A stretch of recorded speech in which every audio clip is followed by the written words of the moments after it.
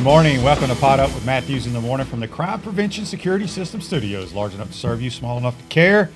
John Cornell, Shane Matthews on a chilly Thursday morning after a great Gator victory in the O'Connell Center. Before we get to that, though, we got to get a shout out to Hawthorne High School, the Hornets, the Lady Hornets and the male Hornets basketball Cornelius. team. Cornelius Ingrams took his girls to the Final Four. They won yesterday. They will be playing for the state title.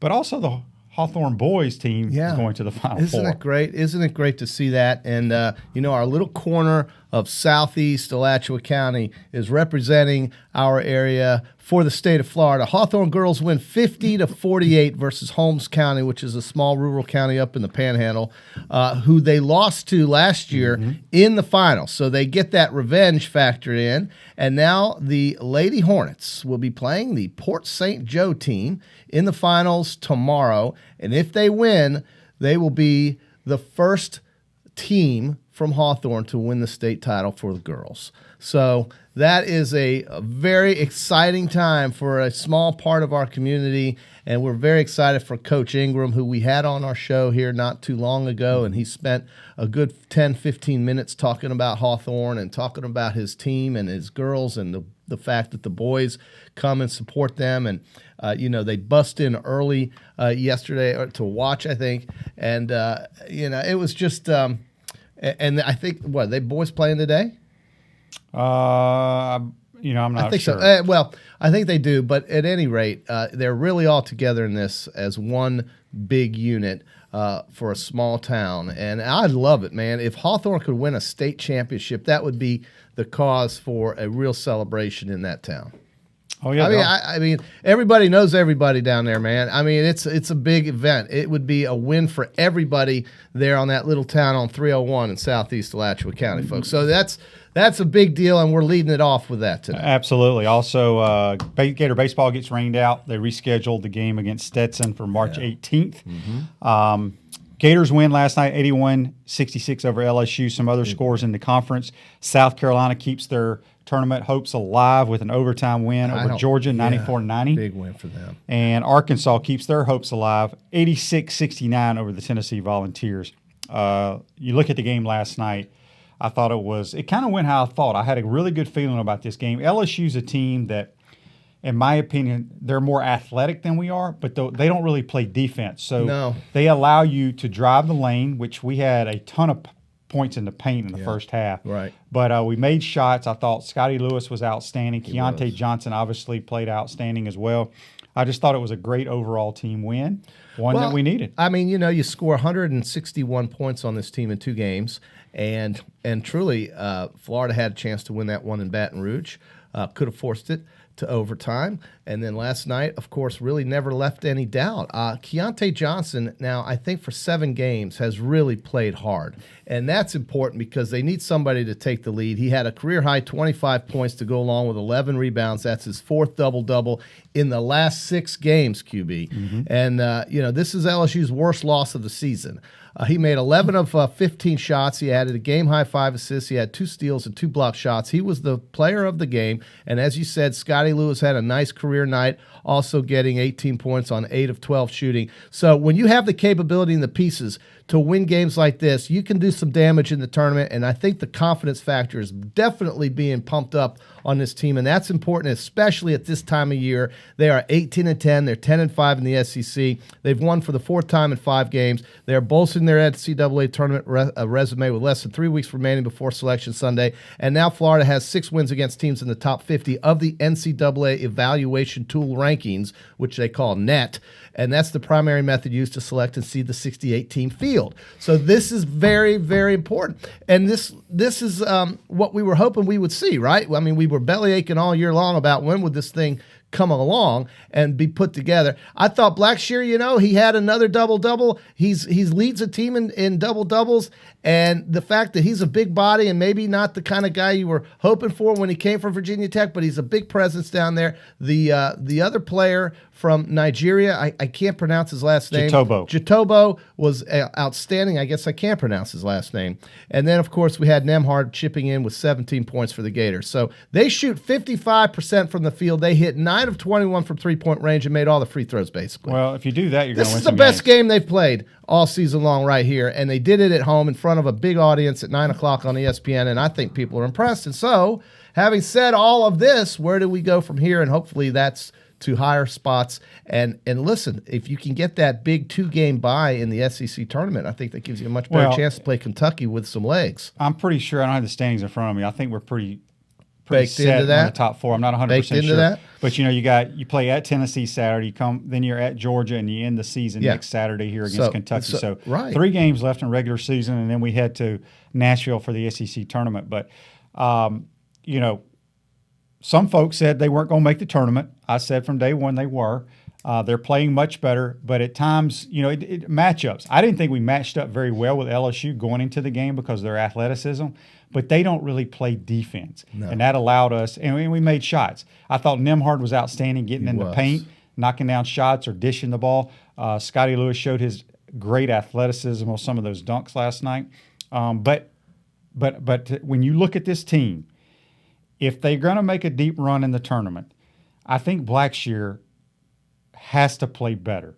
He has not played up to the standard that he played at Virginia Tech. JC, he was the preseason SEC Player of the Year. Well, I mean, he is because of what he did at Virginia Tech. It just hasn't translated. Mm-hmm. Maybe it's because he's with a new team.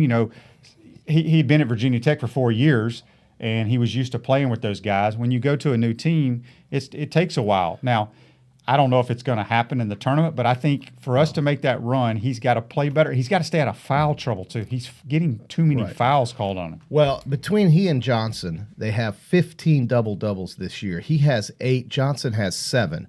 And they're the first Florida teammates with at least 7 double-doubles in the same season since Horford and Noah in 2006 and 2007. So I see what you're saying when sometimes he's not playing up to what your expectations may be or what Florida's would be, but he is producing it at some level because he's got more double-doubles than anybody on the team, and seems like lately he's done better. So maybe you're right. He's fitting in now, and maybe it's taken this amount of time. But I like what's left on the schedule. A beatable team on Saturday and Tennessee coming in here. No, we go there. I beg your pardon, at Tennessee. Which is not easy to play. And it's not, but they're a beatable team. And certainly Florida, with Kentucky coming here, can really make some noise and really gain some momentum charging into the postseason. So it was a good night for Florida Gators. A great night for basketball. I just, again, everything that we said, I think is coming to fruition, and hopefully, they led the entire game last night, QB. They dominated that LSU team, and I don't think it'll go like this if they play them again in the SEC tournament. It'll be probably closer. I mean, LSU's got some frisbee catching dogs on that team. They got Williams. He was really good. Emmett Williams, who was going to be a Gator, but had some off the court issues. They wouldn't let him in school here. But I thought the difference Mays in the games. And Days are Skylar Mays played his worst game I've ever seen of his LSU but he's career. A player, though. He's a phenomenal player. Good player. At 8:15, we're going to have Terry Norvelle from College Sports Today join us on the Titan MR hotline here in the Crime Prevention Security System studios.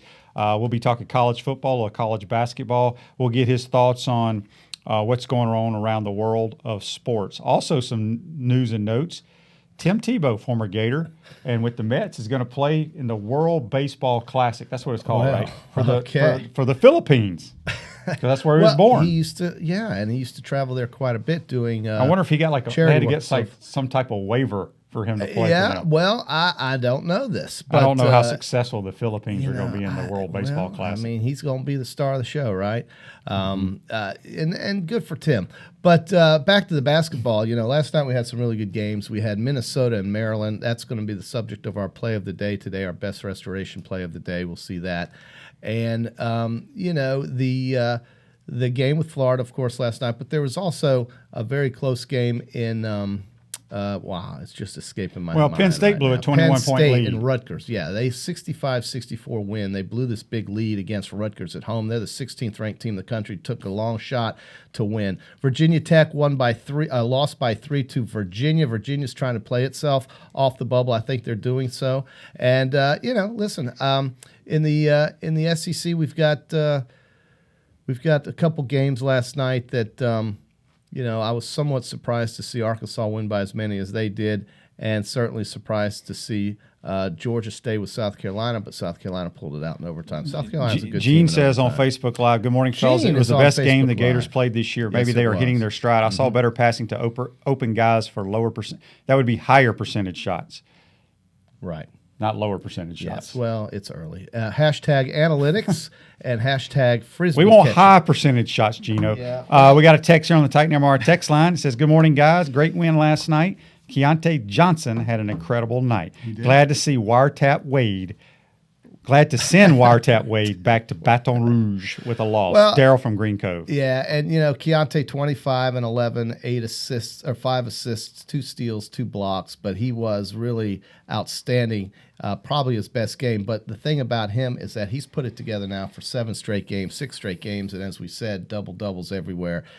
Lewis combined with his performance, and then Blackshear and Nemhard. So this is the kind of game we've been waiting for, I guess, and hoping to see. And I think it really may have started this week up in Lexington. They played well in Kentucky, and they had Kentucky on the ropes, or at least had a chance to win that game. And I think that's what we're waiting to see is this team competing harder and not letting big leads fade like they did not do last night, thank goodness, and then playing a team on the road in a hostile environment and, right there at the end. So. JC, you got any combine news for us? So in the NFL, we're going to get to Terry in a few minutes, but give me some combine information. Well, look, the combine in the NFL, Chase Young is not participating. Now, he doesn't need to, right? And Joe Burrow simply said, I'm not throwing in that. Speaking of Joe Burrow, I measured my hands. Okay, what does it say? I'm not even 9 inches. So his hands are bigger than yours? Yeah. Because you measure from, if people watching, you go from spread your hand out as far as you can, you go from the thumb to the pinky. That's it? Yeah, mine was a little less than 9 inches. Yeah, so, I guess you didn't have any problems fumbles. He didn't have any problems. No, it helps if you have huge hands. Carson Palmer, when I was with Carson Palmer, he was a number 1 pick of the draft. When he would grip a football, you remember back in the day when the cheerleaders used to throw out those little plastic footballs at the high school games? Yeah, that's how when you grab them, how your hand just swallows the it. Ball. Yeah, that's how it was with his hand on an NFL ball. And Randall Cunningham was the same way. Yeah, and I think Cam Newton has very large hands as well. But really, they brought this up at the combine. But Joe Burrow will go 1 at Cincinnati. I think we're all very comfortable with that assessment. I also think the Redskins at number 2 will try to play a little game with the Detroit Lions by trying to pretend that maybe they'll take Tua Tagovailoa because the Lions need a quarterback and want one because who knows about what Stafford's plans are.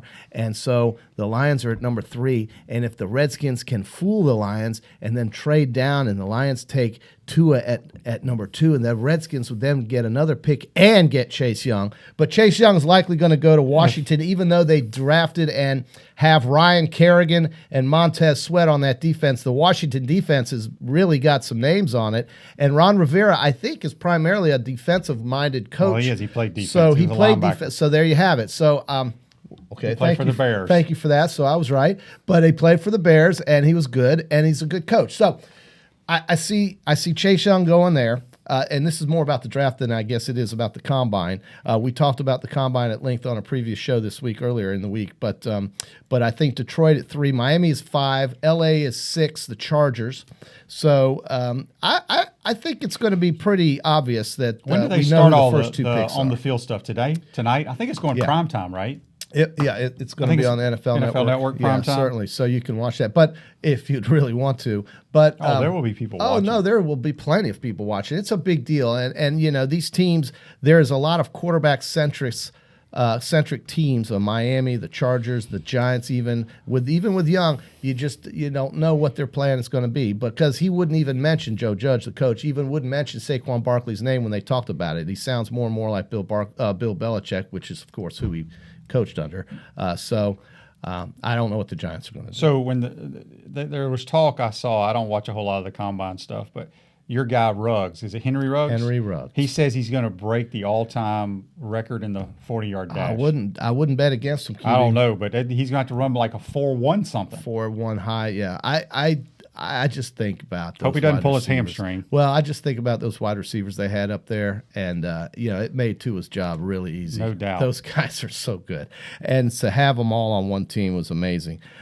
We also got some Tom Brady notes. We'll talk about him after the break, but we're going to bring in Terry Norvelle after the break here at 8:15 on Matthews in the Morning. I'm John Cornell, and I think we will have Terry with us from Jacksonville and then go right into some other things that we've got on store. That's right. We're going to take our first time out here on Pod Up with Matthews in the Morning from the Crime Prevention Security System Studios. We'll be right back.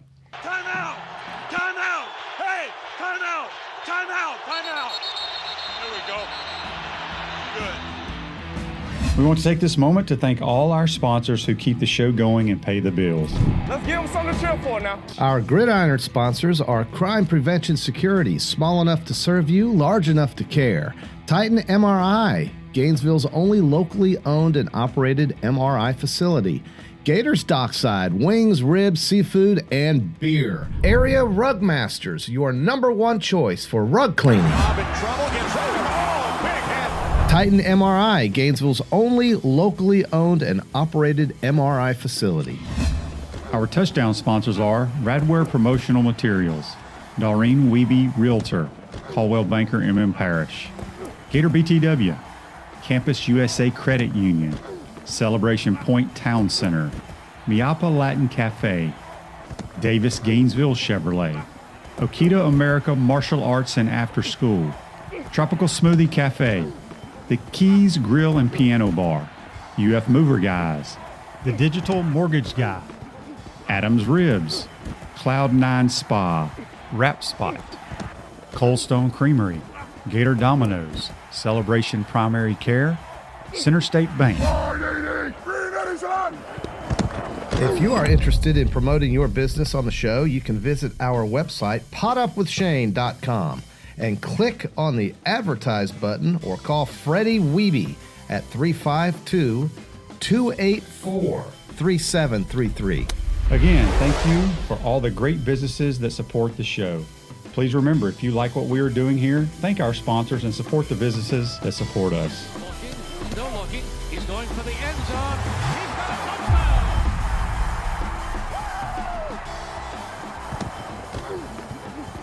Welcome back to Pod Up with Matthews in the Morning from the Crime Prevention Security System Studios. Large enough to serve you, small enough to care. We're going to go now to the Titan MRI hotline. Yeah.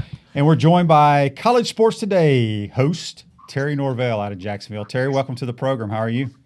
Gentlemen, doing good. A little cold, but ready to rock, man. No doubt about it. Well, Terry, let's just jump right into it. It's college basketball season. Only a few games left in the regular season. Gators making a little push here late to get into the NCAA tournament. Yeah, boy, I liked them to win last night. I'm not so sure that last night they didn't win the game last night. Saturday night in Lexington. I know they lost to Kentucky, but boy, something. Yeah. I think we may all point back and say, man, something clicked that Saturday night in Lexington, and I don't know if they finally said, man, let's just play basketball, or I don't know if Coach White quit trying to choreograph every dribble, but man, something clicked in Lexington. And then what a great time to catch LSU. I don't know what's going on with LSU. That's a pretty good basketball team. They look like something's going on in their mind. I don't know if all this FBI stuff's catching up with them or their coach situation. But, boy, that was a nice combination. I like Florida to win that game last night because of that combination. But, boy, the Gators look awfully loosey-goosey. And I think, guys, Shane and JC, I think Florida there's been times where Mike White needs to take the reins off this team a little bit. And it looks like they've kind of done that. They just look a lot more comfortable. I know it took 25 games or whatever, but I'm excited for where they're going right now. Oh, I'm with you 100%. I mean, 18 wins. They've gotten 161 points against this LSU team alone.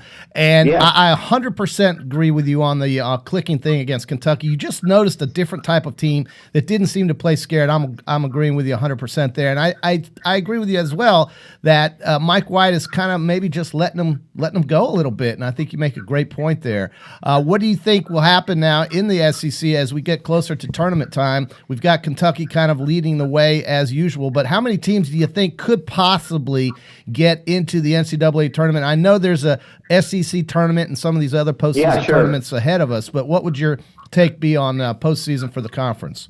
And this will be barring anybody winning the tournament in Nashville that shouldn't. Okay. Right. I I'm of the opinion. I think Florida's in right now. I think there's 4 in comfortably. The big 3, and even though LSU is slipping, Florida may be the 3rd best team right now. But I think obviously Kentucky, Auburn, LSU, and Florida are in. I think the SEC is going to get 1 more. Unfortunately, 5, 6. I think they should throw a party if they get 6. But right now it looks like Mississippi State and South Carolina, record-wise, they play 1 more time. They just played a week or so ago, and State won. They play 1 more time. I think one of those 2 will squeeze in at number 5, and then it's going to be hard. It's just one of those years that.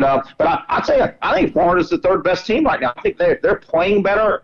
And if the big tournament started today, I think Florida would have a better chance to go deep than LSU. I think they've supplanted LSU right now. Mm-hmm. Yeah, I kind of agree. I actually think we may be the 2nd best team in the conference right now. I think we're better than Auburn. I think it might be. Auburn has trouble playing away from their arena. Sure. Terry, when you look at the Florida basketball team, there was so much hype, and I think that's why so many people were disappointed throughout the year because of the highs and lows. But I just told JC before we brought you on that, in my opinion, if this team is to make a deep run in the NCAA tournament, I think Kerry Blackshear needs to play a little bit better and stay out of foul trouble. When you look at what he did at his career at Virginia Tech, he was the preseason SEC Player of the Year.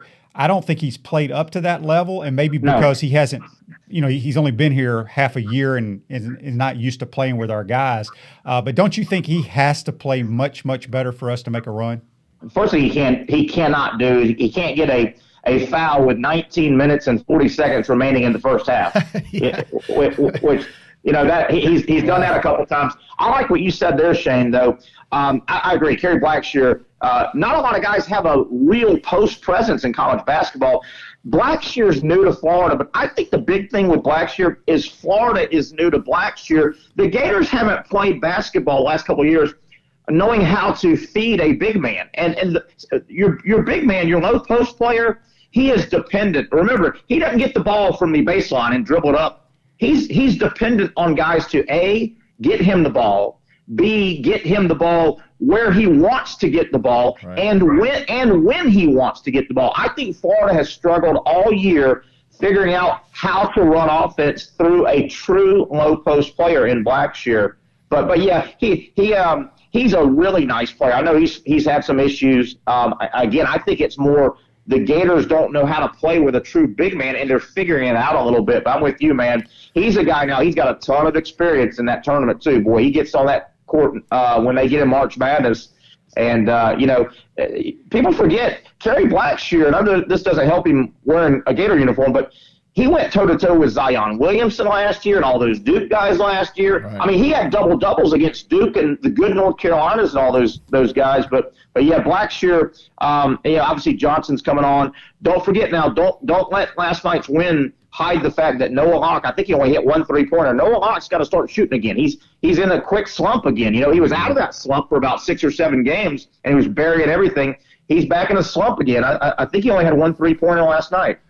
We are speaking with high-energy Terry Norvelle of College Sports Today. I've been listening to Terry for years and years and years, and he's got the novelty of working in Jacksonville with all those guys up there, Frank and everybody. And with that comes the ability to talk about some other schools like Florida State, certainly a team that we see in the ACC now at number 1 on top. Talk to me about the Seminoles, what you see, what you like, but more importantly, how far do you think this team is capable of going, and will they win the ACC? Well, they're in the driver's seat right now.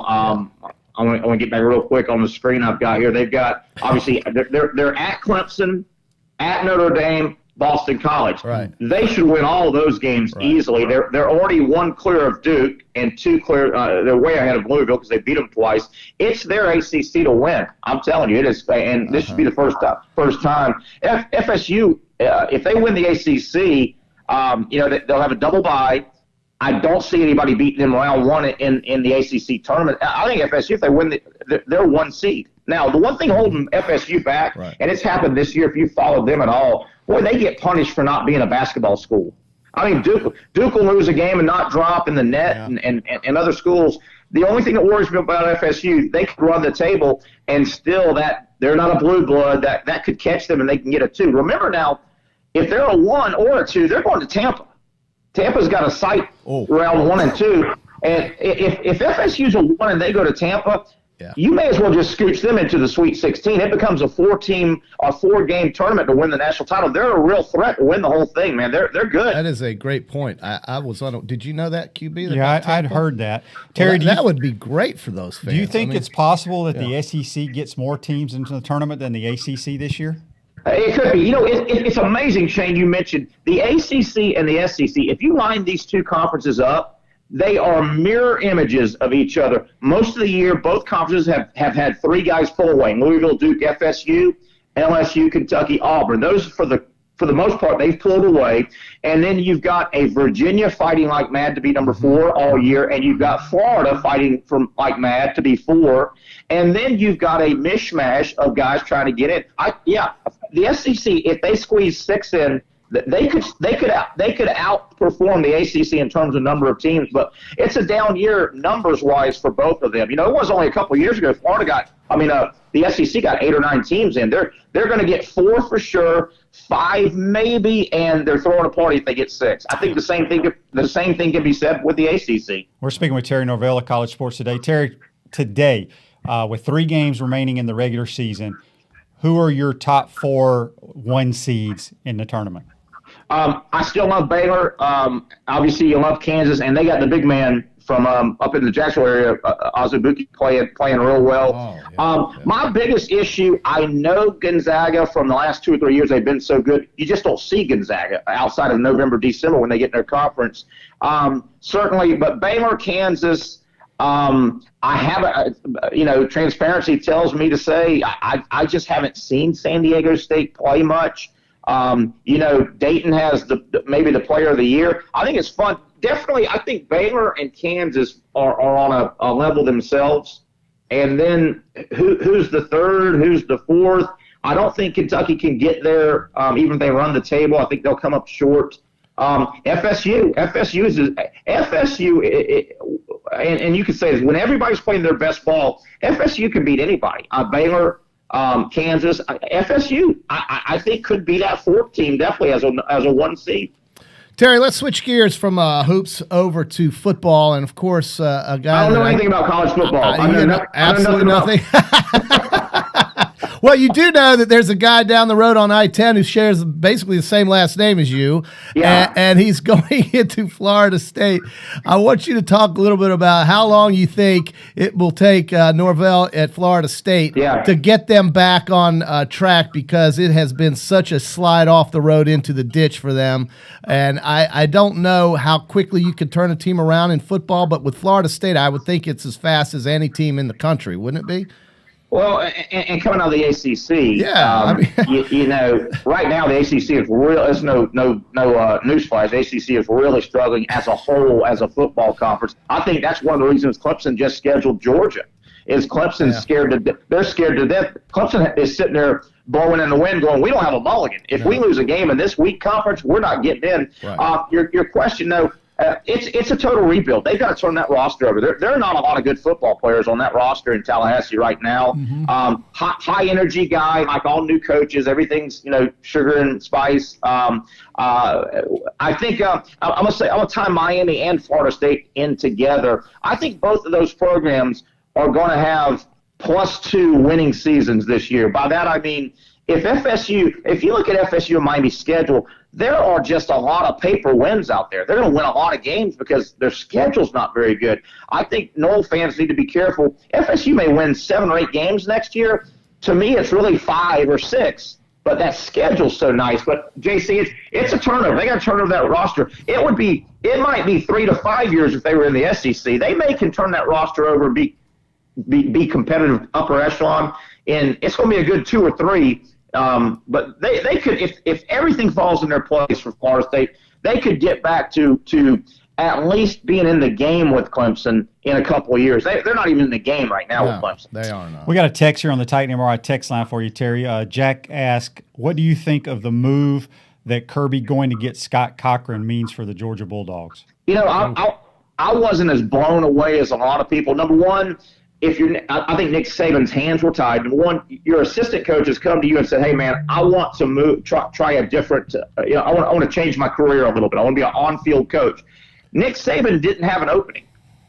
that they don't have an opening. Their coaching staff is full. So if you're Nick Saban, do you say, okay, I'm going to go fire a guy and move a guy, Scott Cochran, who's never been on the field, as an on-field guy? I know he's wonderful at what he does. Then you look at, I don't know if people realize, Georgia has a special teams opening. Their special teams coach took off. Yeah.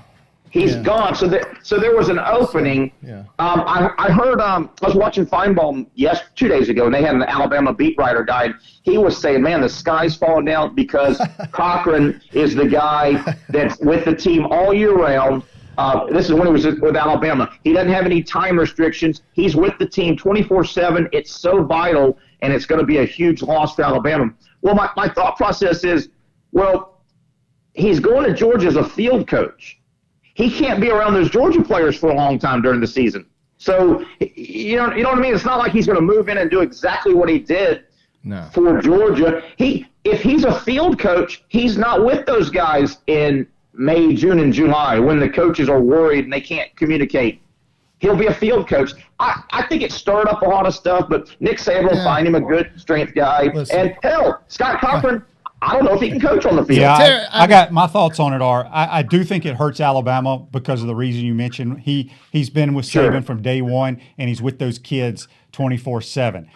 It's interesting to me that he's going to be a on the field coach. Now, it's special teams coordinator, which means you're basically a title because the wide receiver coach is going to coach the punt returners and the kickoff returners. Your O-line coach is coaching field goal, extra point. It's a collective effort, so he's not going to have to do a whole lot. I think it was more of a way of Kirby jabbing at Alabama and taking a crucial part of their program away, and he will help them in some capacity. I don't think from a coaching standpoint at all. Terry, we got another question about Georgia. You know, there's so much hype about Georgia now, obviously with them highly, they're recruiting and all this stuff. But to me, you lose Jake Fromm, who's a tremendous college quarterback.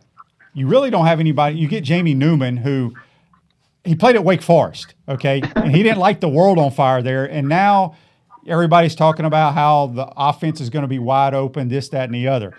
I just don't see it. Am I missing the boat here with all the Georgia hype with Jamie Newman being their quarterback? Well, Shane and JC, there's just so much newness.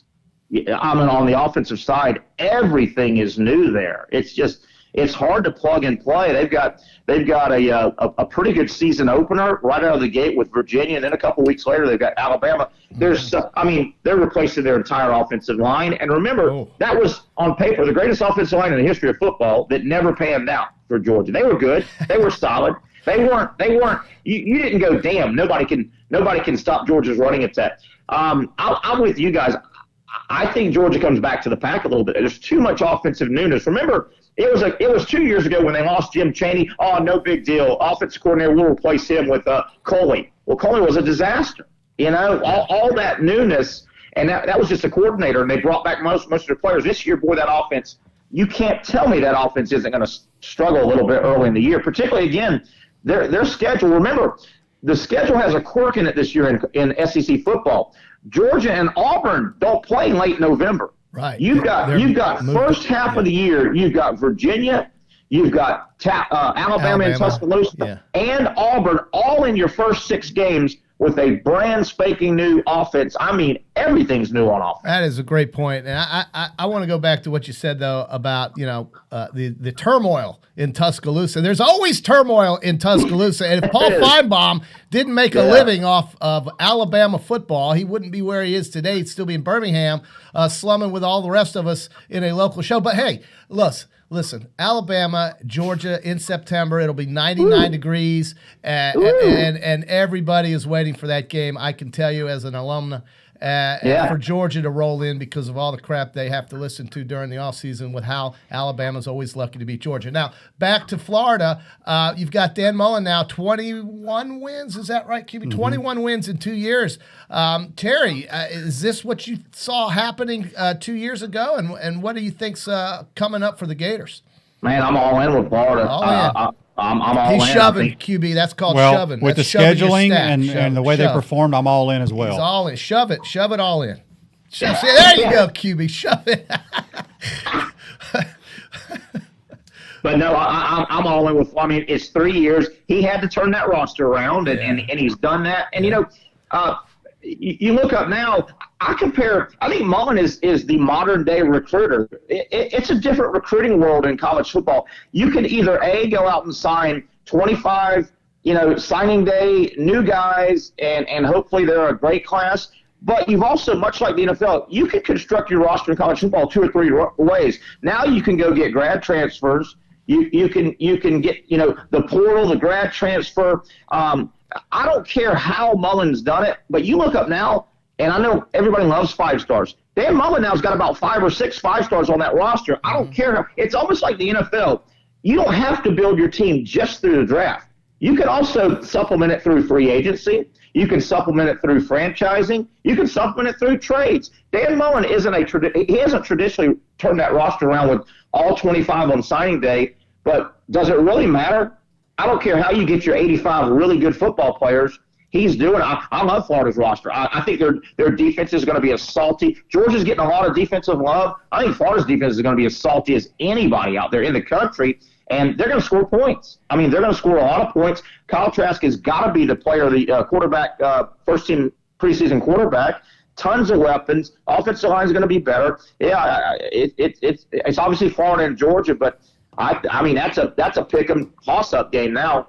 Yeah, especially with I think Florida's going to be from a national media standpoint, will be in the talk of being in the Final Four playoffs because of the schedule, the way it sets up. Yeah, you get Ole Miss in the West. I mean, you couldn't. I mean, that's wonderful for everybody, right, Terry? The fans. It's not a bad trade-off. Not a bad trade-off right now. I mean, you could be going to Ole Miss in the Grove, or you could end up in Fayetteville in rain in an empty stadium in Arkansas. So, I think it's great the way the schedule works out. And QB, you made a great point about that. And I certainly think you're right, Terry. This could be a really exciting third year coming up. And, real quick, boy, I think at the end of this coming football season, we're going to have a lot of stuff answered. Okay, is it the start of the decline of Alabama? I think at the end of the year, we'll kind of start to know that. Has Georgia totally maxed out? I think by the end of this year, we're going to know that. Is Florida really a national player again? Are the Gators back? I think by the end of this coming 2020 football season, we're going to have a lot of those answers now. Can't wait. Terry, let everyone know where they can check you out. Yeah, the easiest way, just follow the show, College Sports Today, on Facebook. Like it on Facebook, or subscribe to the YouTube channel, College Sports Today. That's the easiest way. You get all linked up with me, and then you'll see the previews. And again, College Sports Day. Thank you for letting me get that on. I appreciate that. Absolutely, Terry. Great stuff, man. We appreciate you joining us. We'll talk to you soon, buddy. Anytime, gentlemen. Bye. Terry Norvelle from over in Jacksonville College Sports Today. He has got the energy on the Titan MRI hotline. And that was a hot line, man. I mean, he was really rolling there. Great guest. I can't wait till we have him again. Let's get a timeout here before we roll into the last part of the show. There, right. What do you say? We're going to get our second timeout here on Pod Up with Matthews in the morning from the Crime Prevention Security System Studios. We'll be right back. Time out! Time out! Hey! Time out! Time out! Time out! There we go. Good. We want to take this moment to thank all our sponsors who keep the show going and pay the bills. Let's give them something to cheer for now. Our Gridiron sponsors are Crime Prevention Security, small enough to serve you, large enough to care. Titan MRI, Gainesville's only locally owned and operated MRI facility. Gators Dockside, wings, ribs, seafood, and beer. Area Rug Masters, your #1 choice for rug cleaning. Titan MRI, Gainesville's only locally owned and operated MRI facility. Our touchdown sponsors are Radware Promotional Materials, Doreen Wiebe Realtor, Caldwell Banker MM Parish, Gator BTW, Campus USA Credit Union, Celebration Point Town Center, Miapa Latin Cafe, Davis Gainesville Chevrolet, Okita America Martial Arts and After School, Tropical Smoothie Cafe, The Keys Grill and Piano Bar, UF Mover Guys, The Digital Mortgage Guy, Adams Ribs, Cloud9 Spa, Wrap Spot, Cold Stone Creamery, Gator Dominoes, Celebration Primary Care, Center State Bank. If you are interested in promoting your business on the show, you can visit our website, potupwithshane.com, and click on the advertise button or call Freddie Wiebe at 352-284-3733. Again, thank you for all the great businesses that support the show. Please remember, if you like what we are doing here, thank our sponsors and support the businesses that support us. Still looking. He's going for the end zone. He's got a touchdown. Welcome back to Pot Up with Matthews in the Morning from the Crime Prevention Security System Studios. Large enough to serve you, small enough to care. At Center State Bank, we put business first. We are the largest community bank in the state of Florida. Center State has 5 convenient Alachua County locations to serve you better. Come in and experience the Center State difference. To learn more, visit centerstatebank.com. Center State Bank, member FDIC. Good deal. Play of the daytime, QB. Or is it? Is it? It is. All right, today's play of the day is brought to you by Area Rug Masters, your number one choice for all your area rug cleaning services. Here, I got a dog. You got dirty carpets, dog, JC? And that dog is killing my Berber carpet, and it is time to call Area Rug Masters. Well, that play of the day is going to come from the Big Ten last night in the barn up in Minneapolis, Minnesota. Last second shot by the Maryland Terrapins. Bam. They win it on a deep three-pointer. They win the game 74-73. A bomb. And, Minnesota. They blew the game. I have my Minnesota hat all teed up this morning, ready to go, and then look what happens. You can't wear them if they lose, right? The Gators win, you wear the Gator hat. But they're 13-14 QB, but I'll wear them if you want. I just, of course, I'm a big Minnesota fan after how they steamrolled Auburn in the Outback Bowl. But Maryland is a good team, and Maryland's certainly going to be a high seed in the tournament. They've only lost 5 games this year, 23-5. They're going to win the Big Ten. They're going to win the Big Ten. It's pretty impressive. It's still hard for me to grasp that they are actually a Big Ten school, which they are, as opposed to an ACC school, and that somebody like Notre Dame would be an ACC kind of hybrid school instead of a Big Ten school, which, again, makes, this is Notre Dame, right? But I think that's a great play, and Maryland's a great team. And Minnesota, man, it's got to be Heartbreak Hotel at the barn. I hope one day I can go to that barn. They say it's one of the most iconic basketball arenas. That one and the one that Butler plays in Indianapolis. The what? Pinkel Fieldhouse. That one, and then there's one more, the one that Kansas plays in. That would be called Cole Fieldhouse. Huh? No? What's it called? It's not. That's the old Maryland place. It's Fog Allen Fieldhouse. Yeah, that's the other field house I need to go field in. So those 3 are the ones I want to see. But in the Big Ten, they really got some cool arenas there. Old time basketball in the Midwest. It's cool.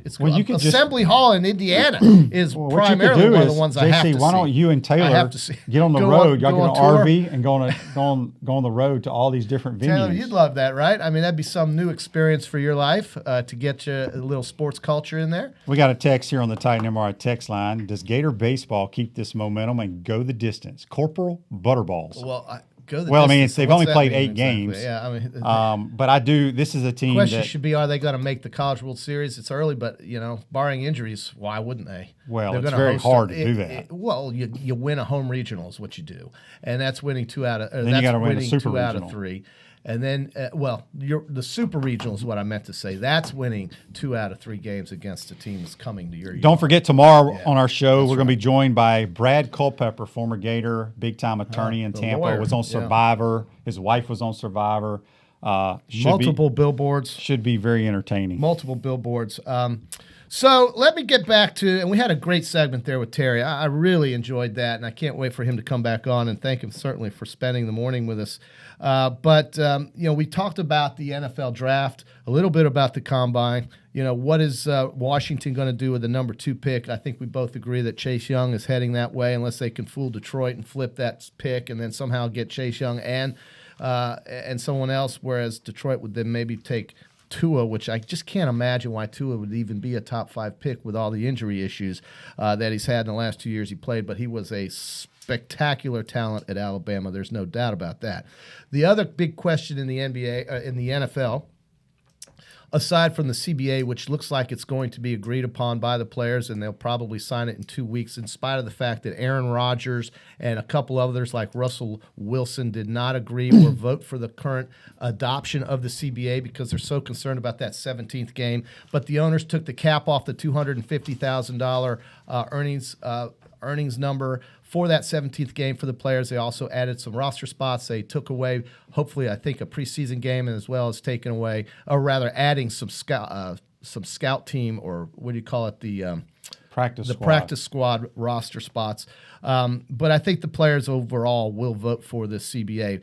The biggest question outside of those two, I think, NFL issues, in my opinion, is real quick. Yeah.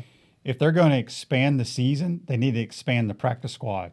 Well, and the practice squad's going to 14 spots eventually. Okay. So from 10, and we said this yesterday, QBs, from 10 to 12, from 12 to 14, and then the roster expansion will go from 53 players to 55. So that should help a little, and at least the owners are coming to the table with some ideas, and I think the majority of the players, outside of the ones who are making all the money, like Rodgers and Wilson and so forth, will vote yes on this deal. But the other issue, of course, in the offseason in the NFL is Tom Brady. Where's Tom Brady going to go, and what are the Dallas Cowboys going to do with their guy who's about to become a free agent in 2.5 weeks? Dak Prescott. The Cowboys are in a no-win situation, in my opinion, here.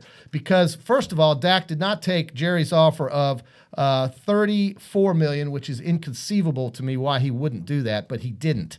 And maybe Elliott's talking to him or something. He's getting bad advice from his agent or whatever it is. He should have jumped all over that $34 million and locked in long-term. I mean, we're talking per year for a guy like Dak Prescott, who some say isn't even a top 10 quarterback. Right here. So, having said all this, what does Dallas do? Dallas is in a pickle right here, I think, because here's why.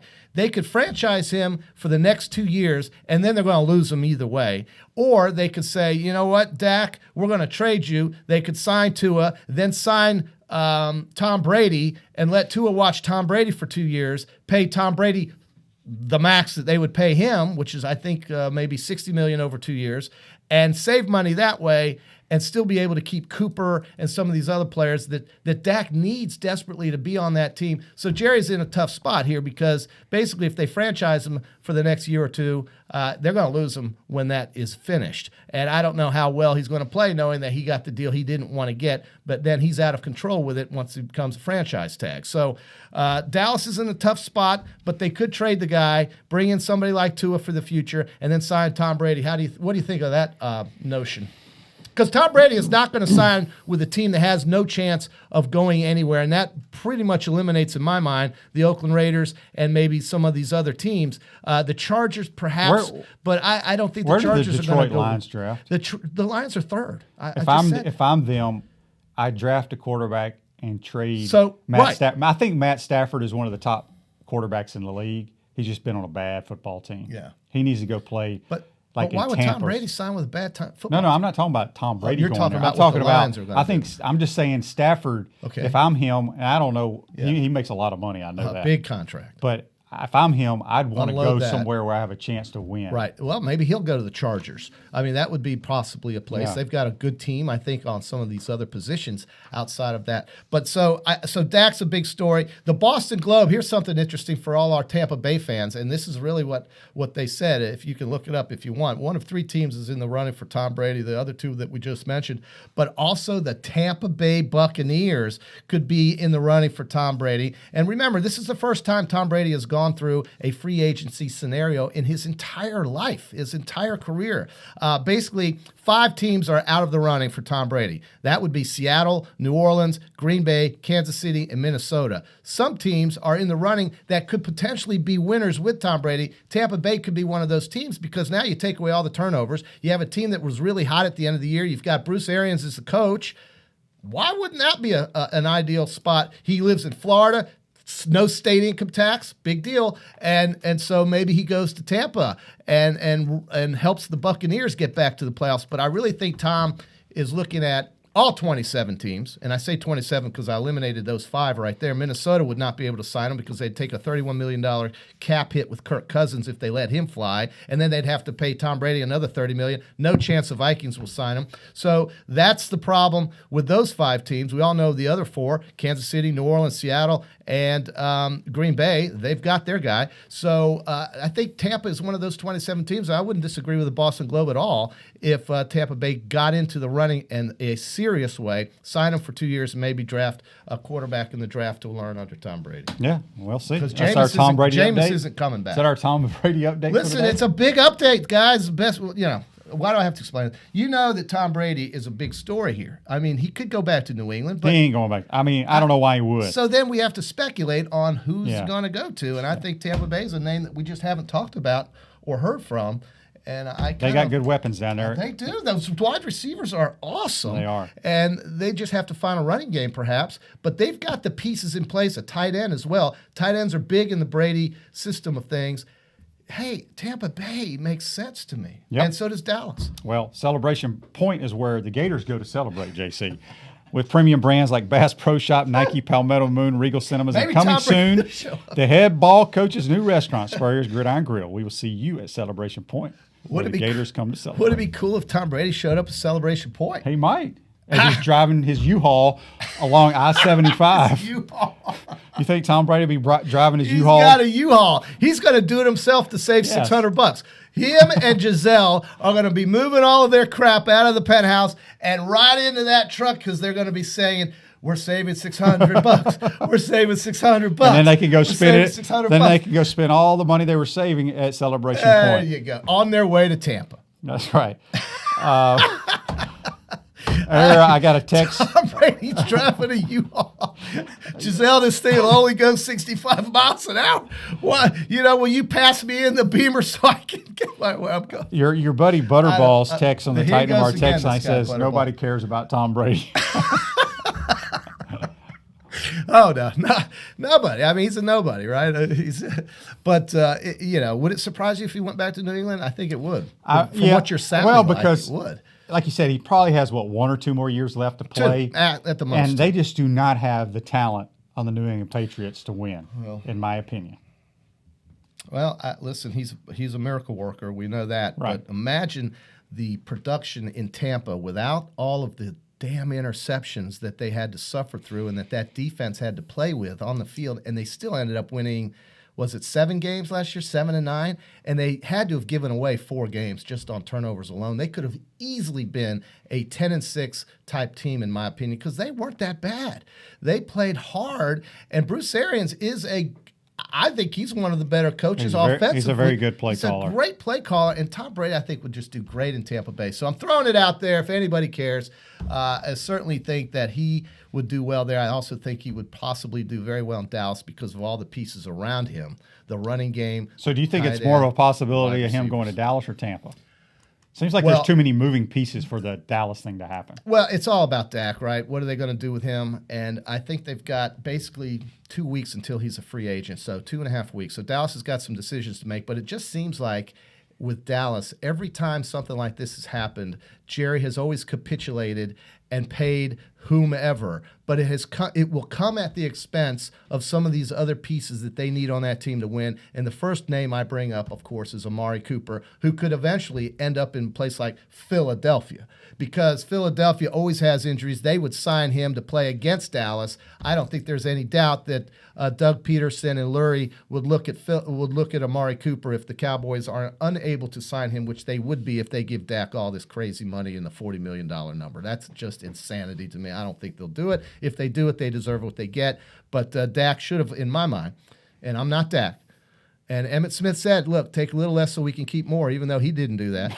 But that's true. But I told you about that. I mean, Emmitt said, hey, man, take less. He wanted to be the highest paid running back in the NFL after they won the Super Bowl in '93, and I understand that. It's a whole different scenario, but the concept is the exact same thing. You're asking the guy to do something that you weren't willing to do. Okay, fine, I get it, Emmitt. But Dallas, Dak, $34 million. What? I mean, how many homes in Louisiana could that buy for mom and so forth? So I don't know. I just can't believe he didn't sign that contract long term. That's unbelievable money to me.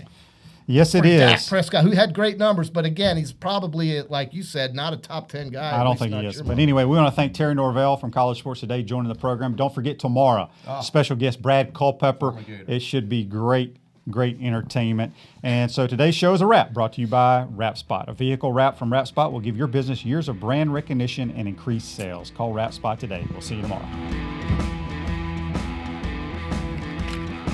All right, Jason.